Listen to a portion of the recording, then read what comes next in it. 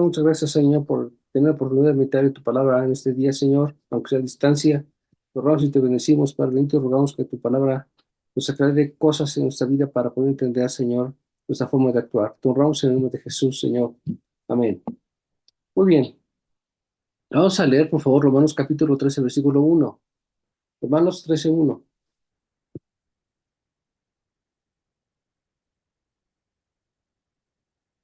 Ya lo tiene Rosita.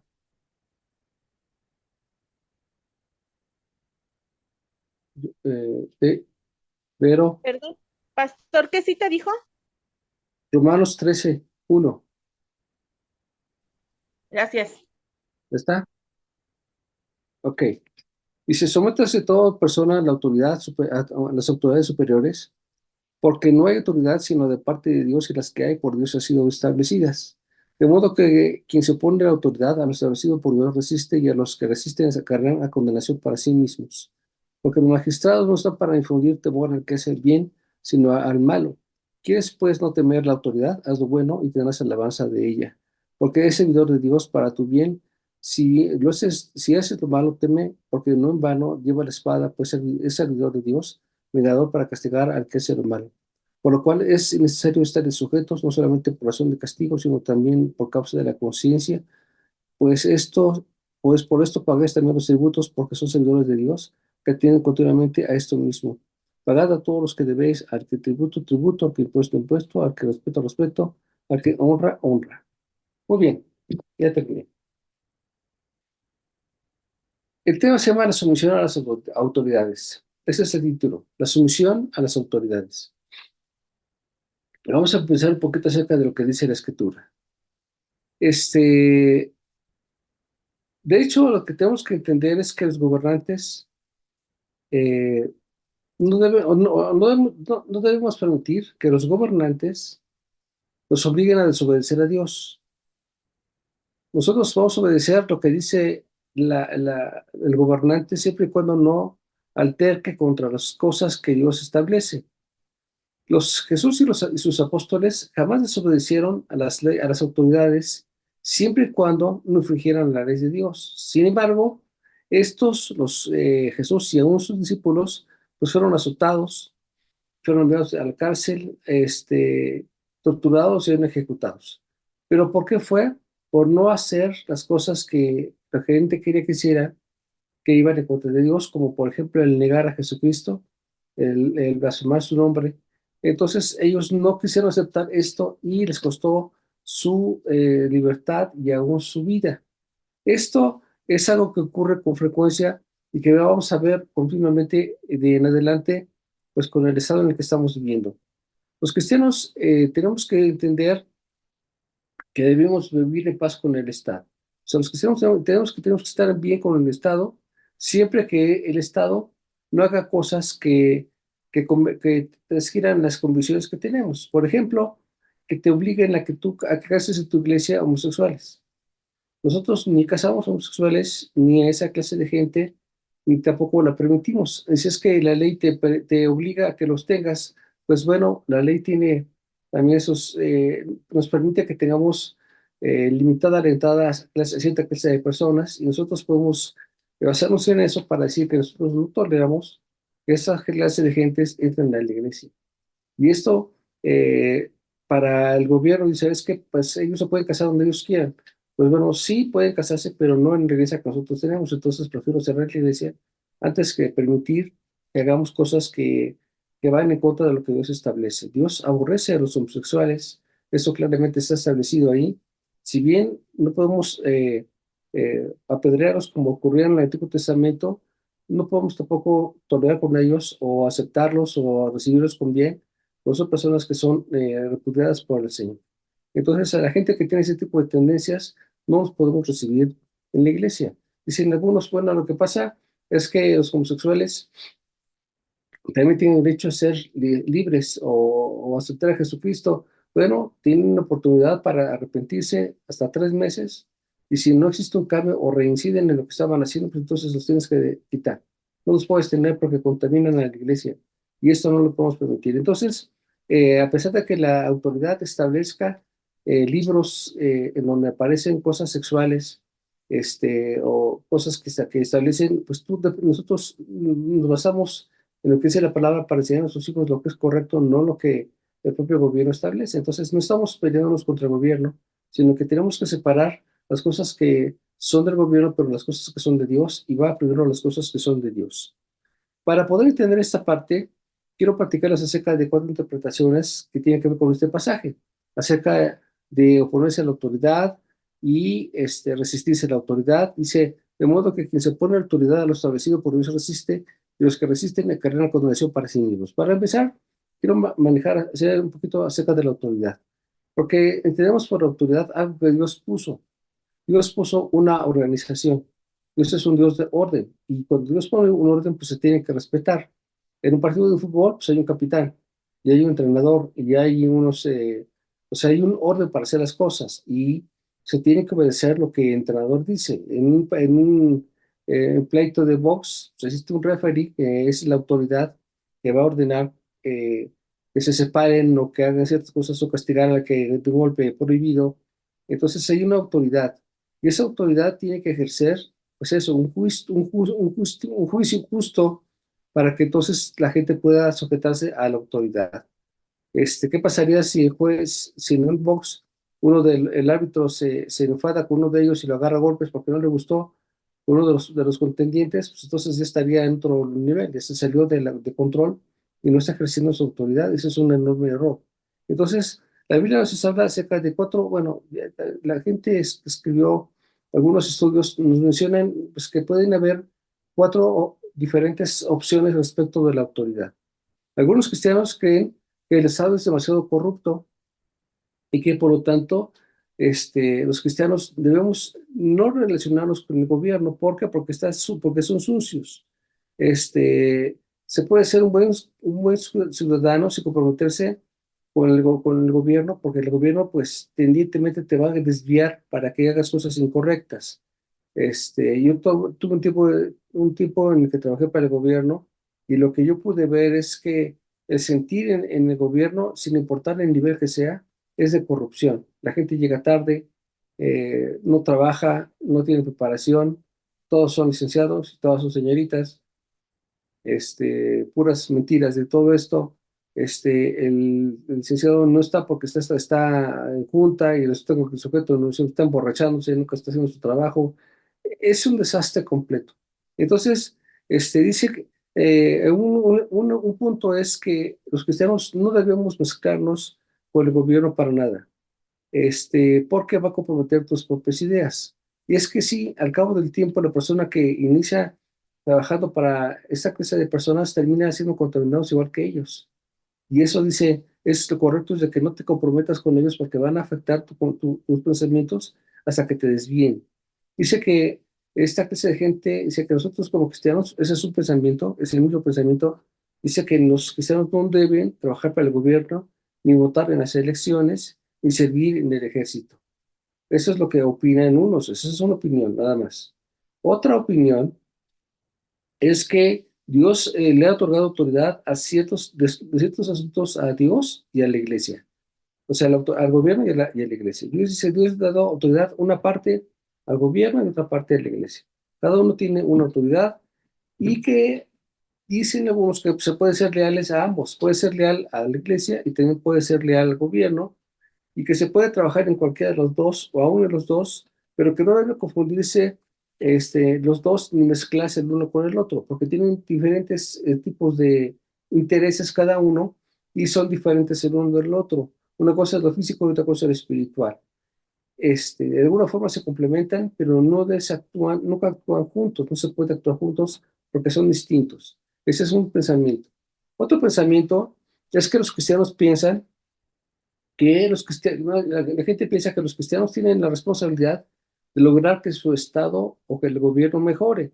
Lo pueden hacer desde el campo político, eligiendo cristianos o líderes con altos principios, y también lo pueden hacer en la parte moral, sirviendo de influencia positiva a la sociedad. O sea, no se puede lograr algo si no está dentro alguien para hacer que las cosas cambien. Eso es lo que algunos piensan, y hacer que la gente cambie en su forma de pensar. Según este punto de vista, idealmente la iglesia y el Estado han de trabajar juntos para el bien de todos. Eso es lo que la gente piensa como una tercera opción, pero otros piensan también que se debe apoyar al gobierno desde la casa. ¿Cómo es esto? En el ejemplo de la formación de generaciones juiciosas, temerosas de Dios. Que la gente que sale en los hogares tengan juicios y tengan temor de Dios para que entonces las cosas funcionen donde quiera que se encuentren, sea en el gobierno o fuera del gobierno. Porque finalmente el gobierno, lo que es todo, ¿no? O sea, un semáforo es parte del gobierno, ir a la escuela es un parte del gobierno, comprar y pagar las cosas en el mercado forma parte de un gobierno, de unas reglas que se tienen que seguir. Entonces, pues el gobierno, el nuevo gobierno inicia desde los hogares. Cuando las autoridades civiles son injustas, las personas honestas temen. Las personas que se portan bien le temen a los jueces injustos. Si se han dado cuenta, las demandas por robo, por violencia, han bajado mucho en registros en los ministerios públicos. Y entonces dicen, hemos bajado la violencia. No es cierto, no se ha bajado la violencia, se ha incrementado, pero la gente ha dejado de levantar actas, de quejarse. ¿Por qué? Porque los jueces son injustos, porque los ministerios públicos no han hecho su trabajo de forma adecuada y dejan salir libre a la persona o se lían con el que les ofrece mayor dinero. Entonces, ya la gente dice, pues no tiene sentido que me roben y yo vaya a levantar un acta, que me saquen dinero y pague y pierda el día o más de eso para que finalmente no hagan nada en absoluto. Y aunque le lleves al ladrón, porque lo detuviste, se lo llevaste a la autoridad y lo detuvieron, al rato sale más rápido sale el ladrón que tú del Ministerio Público. Entonces, las personas piensan que que las autoridades civiles pues son injustas y por lo tanto las personas que son honestas pues temen y cuando estamos leyendo esta parte de Romanos, nos damos cuenta que dice Pablo, dice, porque los magistrados no están para difundir temor al que hace el bien, sino al malo. ¿Quieres pues no temer la autoridad? Haz lo bueno y tendrás alabanza de ella, porque es servidor de Dios para tu bien. Si tú haces lo malo, teme, porque no en vano lleva la espada, pues es servidor de Dios para vengador para castigar al que hace lo malo. Estos versículos, pues Pablo está hablando de alguien que tiene una persona que cumple su trabajo, que es una persona que sí es honesto, que hace su trabajo, porque cuando son justos, se actúa con honestidad, entonces el que hace algo que no tiene nada que temer, o sea, si tú no tienes nada que temer, no has hecho nada, no tienes nada que temer. Pero es increíble cómo es que en este tiempo la gente teme. O sea, ves a un policía y le temes. Y es que el ejemplo viene desde los hogares, desde ahí radica todo el problema, en donde el gobernante, que es el padre de familia, ejerce, debe ejercer con justicia su vida, debe estar comprometido para servir, no para ser servido. Lo voy a repetir, el ejemplo viene desde los hogares, donde el gobernante, que es el padre de familia, tiene que ejercer con justicia y que su vida esté comprometida para servir, no para ser servido. Entonces los gobernados, que en este caso es la familia, que son los hijos y la esposa, vivirán en paz. Cuando el gobernante es el que pone el ejemplo, tal vez el trabajador es el que es honrado, el que ejerce con justicia aún en contra de sus propios intereses, entonces los que están siendo gobernados, todos los que viven en casa, hasta la servidumbre, viven en paz, hasta las mascotas están en paz. ¿Por qué? Porque tienen una persona que hace las cosas con justicia. Lo cierto es que tenemos que aprender a orar por los gobernantes para que hagan lo justo, aún en contra de sus intereses. Esa es la gran diferencia, es lo que tenemos que lograr entender. Este, yo pienso que cuando Dios está hablando acerca de la autoridad, porque esa es esa parte que habla aquí, habla de la estructura de un orden en donde todos tenemos que aprender a sujetarnos a quien Dios puso por encima. Pero eso no quiere decir que Dios puso al presidente de esa cabeza, él no puso directamente algo, sino él puso la organización, que tiene que haber un orden, tiene que haber un organigrama estructural con autoridades en cada uno de los puntos, pero Dios puso el orden como su inspiración, por su mandato, pero no puso a cada uno en su referente lugar. O sea que cada persona pues está ahí porque te llegó, Si se dan cuenta, en muchas partes, la gente que está en un puesto, pues está puesto más bien por dedazo, no porque se hubiese ganado el puesto, no es porque fuese el más propio para esto, no compitió con alguien, sino que fue movido por alguno que lo puso y entonces está ahí pues haciendo cosas. Y nos damos cuenta que muchos de los líderes son los verdaderos ignorantes en la materia, pero verdaderamente ignorantes. Y no los pueden quitar pues porque los puso alguien. Entonces, esto es un problema, pero y desmerece lo que es la organización. Pero no porque alguien desmerezca la organización significa que la organización esté mal. Cuando Dios puso un orden, lo que es organización, Dios lo creó. Dios creó que hubiese orden. Y eso es lo que tenemos que entender. Y una cosa es lo que Dios creó, que es el orden, y otra cosa es los que están ejerciendo el orden, que muchos de ellos tenían que ser justos y efectivamente no lo son. Son todo lo contrario. Pero, ¿cómo lograrlo? Pues bueno, hace unos días me estaban enseñando, mi hijo me estaba enseñando un discurso que hizo un presidente, creo que de Salvador, no sé quién era, de Salvador, no sé quién era, de Salvador, es el presidente de El Salvador actualmente y está dando un discurso, evangelizando a la nación, hablando de Jesucristo con versículos bíblicos y demás. Y dices, ¡ay, qué maravilla! Qué maravilla que finalmente hay alguien ahí que está hablando sin temor ante la nación con la Biblia en la mano. Y ora con su gabinete. Y ora con el gabinete y hace cosas. Entonces dices, oh, qué maravilla. Era un país que nosotros veíamos como que estaba retrasado con respecto a México, pues ahora lo vemos que es al revés, es un país que está adelantado respecto a México, porque ha logrado hacer lo que nosotros anhelaríamos tener, que sería tener un presidente que tema a Dios y que haga justicia. Eso es lo que anhelamos. No nos importa el partido, nos importa que haga justicia, que haga las cosas en forma correcta, que tema a Dios y haga lo correcto. Y esto no tiene que ver con necesariamente la política. En Lucas capítulo 18, versículo 1, Lucas 18, 1, vamos a leer esta cita.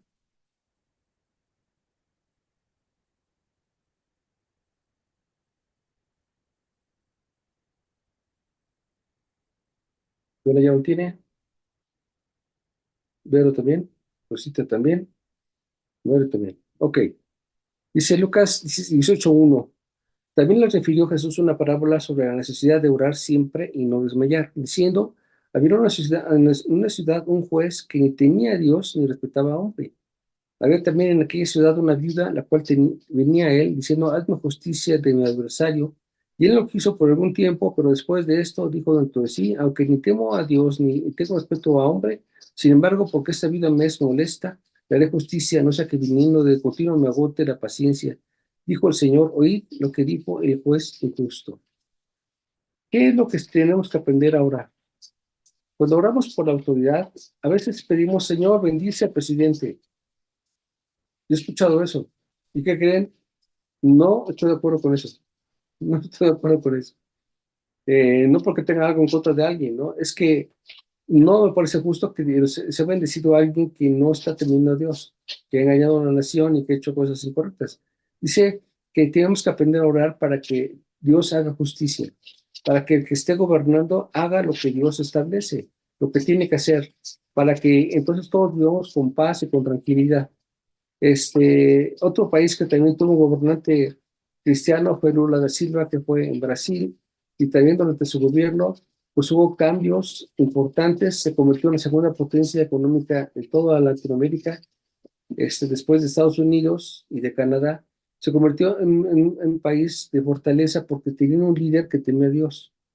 Pero después de que se fue el líder, entonces otra vez regresamos a las andadas, otra vez a los problemas, y entonces ya tenemos un país que estaba viviendo en un desorden. Y dice, qué valioso es que tengamos un presidente que tema a Dios. Entonces, ¿qué hacer en nosotros, en nuestro país, en nuestro México? Porque hemos orado para que Dios ponga o para que entre alguien que tema a Dios, pero sería como mandar al guerrero solitario a la guerra, solito, así, no hay ni quien lo acompañe ni nada. A ver, tú ve y sálvanos. Un Moisés, a ver, tú saca al pueblo de Egipto, así como solito. Entonces, está complicado si nosotros pensamos que solamente una persona lo va a lograr así. No sé cómo lograron hacer que en nuestros países llegara un presidente que sí tenía a Dios y entonces las cosas se notaron luego en cambios. Nosotros tenemos que rogar para pedir al Señor que los que estén en el gobierno teman a Dios, como en este caso de este juez injusto, que dice que ni temía a Dios ni temía a los hombres, o sea, el juez injusto, pero por la continua oración de parte de la viuda, fue que entonces hizo justicia. No habla de que hizo lo que ella quiso, sino que hizo la justicia. Ella fue para pedir justicia, no fue para pedir injustamente algo, sino para pedir que lo correcto eso se hiciera. Y este juez, que no teme a Dios ni nada, se vio obligado a hacer lo que la mujer pedía, dice, porque si no, no va a hacer que pierda la paciencia. Entonces, nosotros tenemos que orar al Señor que nuestros gobernantes, la gente que está en todos los ministerios públicos, en las policías, lo que tiene que ver con la autoridad, desde los maestros de las escuelas, que son autoridad, en los hospitales, Señor, que te teman, Señor, que hagan lo correcto, aunque ellos no sean correctos.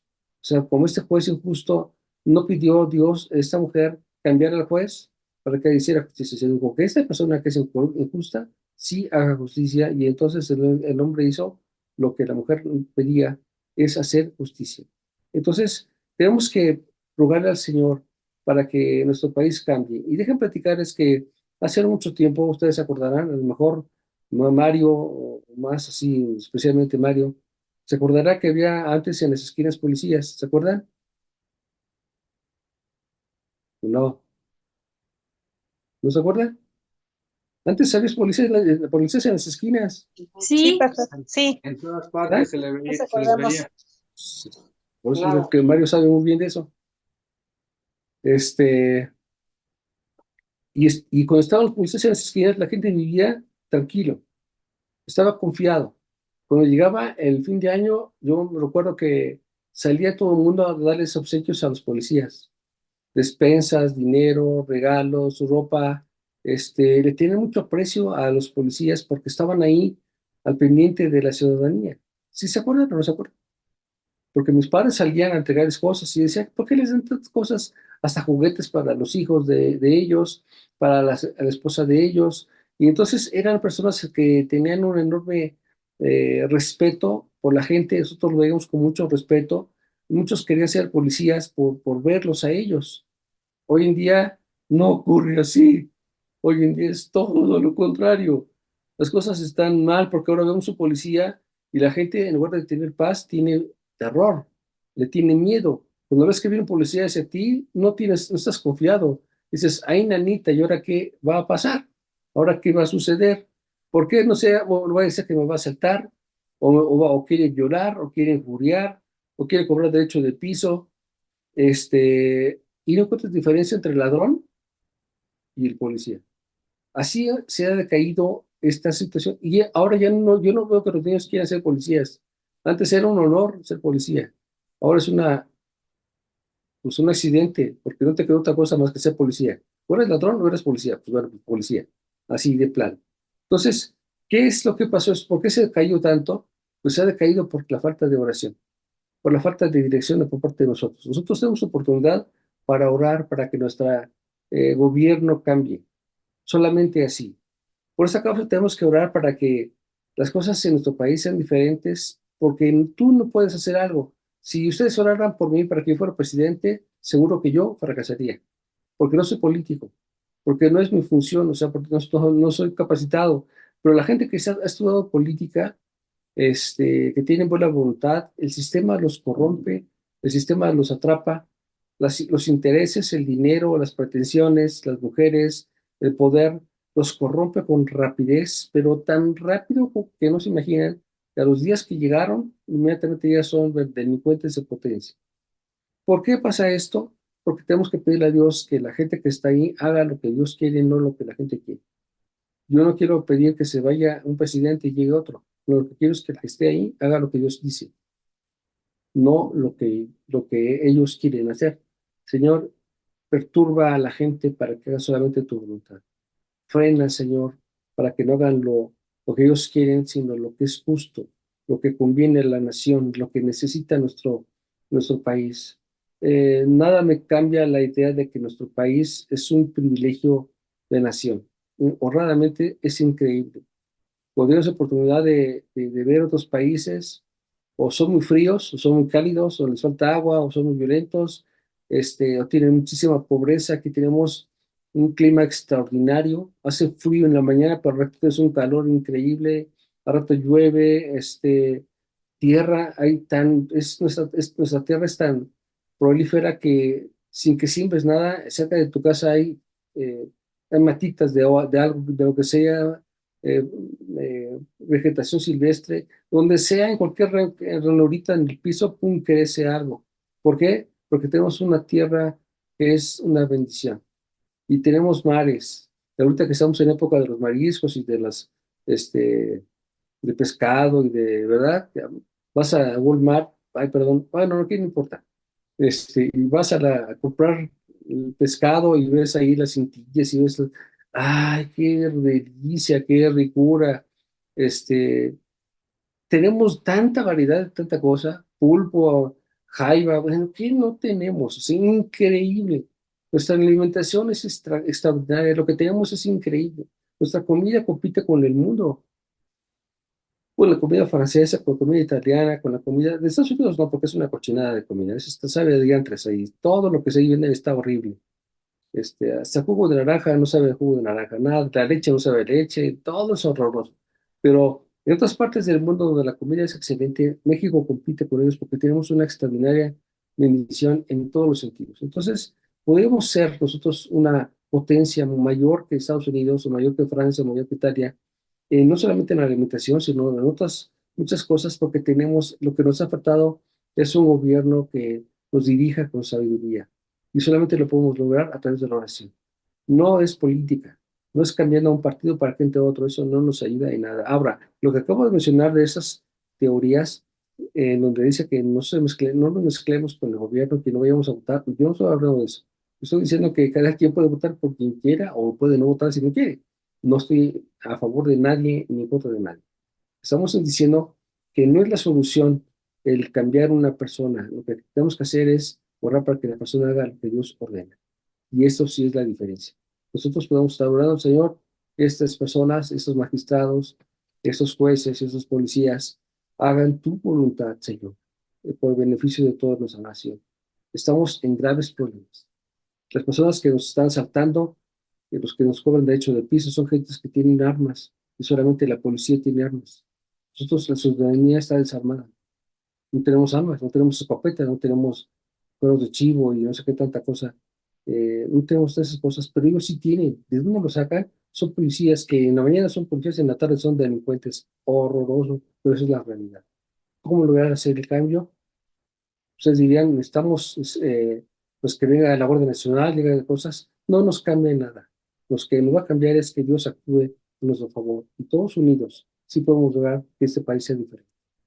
Si queremos tener un país como El Salvador o como Brasil en su época, en su momento, tenemos que orar, ser gente de oración. Señor, no te pido que bendigas a la persona, te pido que esa persona haga lo que tú ordenas que haga justicia, Señor, a beneficio de la nación. Eso es lo correcto. ¿Tenemos que sujetarnos a la autoridad? Claro que sí. Por eso dice la Biblia que tenemos que no deberle a nadie nada. Dice,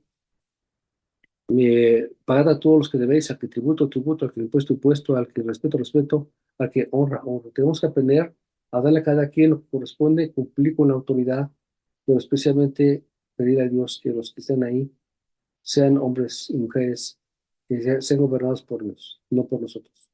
Dios bendiga, pasen una noche, nos vemos mañana.